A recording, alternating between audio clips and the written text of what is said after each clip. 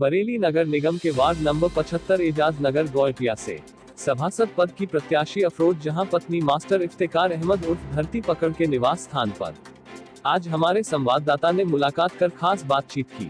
बातचीत के दौरान वार्ड नंबर 75 गोयटिया एजाज नगर से सभासद पद की प्रत्याशी अफरोज जहां ने अपनी चुनावी तैयारी एवं क्षेत्र के विकास को लेकर रणनीति की जानकारी देते हुए बताया।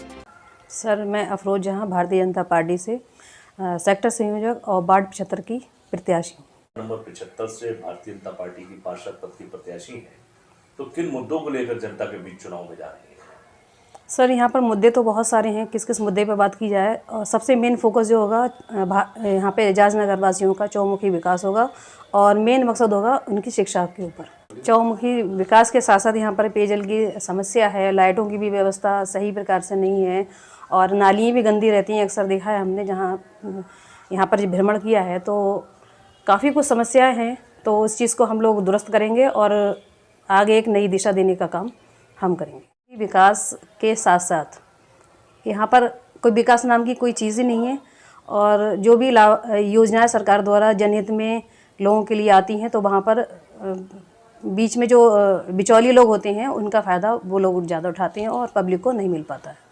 आपकी प्राथमिकता जो है वो क्षेत्र का चौमुखी विकास है, तो हम ये जानना चाहते हैं कि विकास का मॉडल क्या होगा? सर, इसकी प्रथम समस्या तो ये है, यहाँ पर जल भराव ज़्यादा है और हमारा यहाँ पे हमारे जो है हमारी सरकार के एमएलए हमारे हैं, विधायक जी हमारे हैं और मंत्री जी हमारे हैं, तो हम सबसे पहले ये मुद्दा रखेंगे कि यहाँ का जल निकासी का समाधान हो सके। यहाँ पर वार्ड 75 में सबसे पहले जो होगा वो ये होगा कि सड़कों का जाल बिछाया जाएगा। कोई भी गली ऐसी नहीं रहेगी जिसमें सड़क बनी हुई ना हो, जिससे जनता को परेशानी। साथ साथ नालियों की व्यवस्था कराई जाएगी और जल निकासी का काम किया जाएगा। जहाँ पर लाइटें नहीं है वहाँ पर लाइटों की व्यवस्था की जाएगी। पूरा फोकस हमारा जो है विकास की तरफ ही रहेगा। शिक्षा की क्या व्यवस्था है और उसके लिए आपकी योजना क्या है?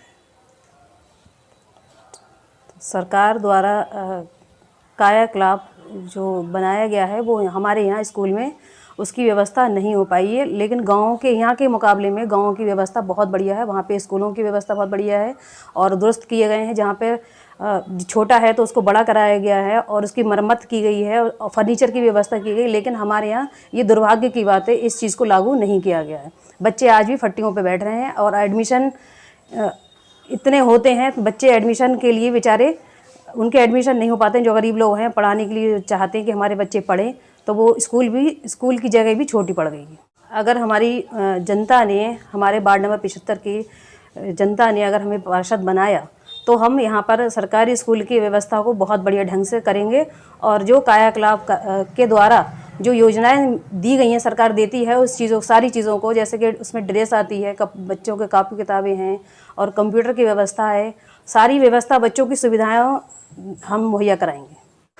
जैसे कि एक प्राइवेट स्कूलों में होता फर्नीचर की व्यवस्था होती है, बच्चों की सफाई सुथराई का व्यवस्था होती है, तो उस चीज़ को हम सरकारी स्कूलों में लागू करने का काम करेंगे। शिक्षा का स्तर इतना नीचा है, इसके लिए आप किसको जिम्मेदार मानती हैं?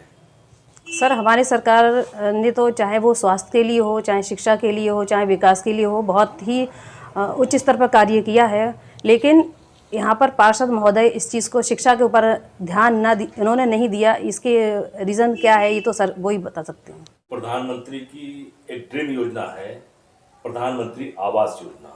क्षेत्र के भ्रमण के दौरान लोगों से ज्ञात किए हुआ कि पात्र व्यक्तियों को उसका लाभ नहीं मिल पाया, क्या कारण है? सर, सबसे मेन कारण तो ये है, उसमें बिचौली लोग आ गए। जैसे कि अगर किसी को उसकी योजना मिली है 2.5 लाख आवास योजना प्रधानमंत्री, तो उसमें से किसी ने 25,000 30,000 रुपये अपने मांगे। अगर वो लोग इतने अमीर होते तो ये 25-30,000 रुपये कहाँ से दे पाएंगे? 25-30,000 बिचौली लोग जाते हैं तो वो लोग क्या कर पाएंगे बाकी पैसों में? यही कारण है कि जो आवास योजना का पैसा जो आता है तो वो अमीर लोग होते हैं उसका फ़ायदा उठा लेते हैं 25-30,000 रुपये दे करके, और जो गरीब लोग हैं उनके पास है ही नहीं, तो वो लोग उस चीज़ से वंचित रह गए। और हम ये कोशिश करेंगे भ्रमण करके सब जगह जिसके यहाँ खपरेल पड़ी हुई है, छप्पर पड़ा हुआ है, जो लोग गरीब हैं, बाकी गरीब हैं, जिनको इस योजना का फ़ायदा मिलना चाहिए, वो हम उस योजना को दिलाने का काम हम करेंगे अगर हम पार्षद बने तब।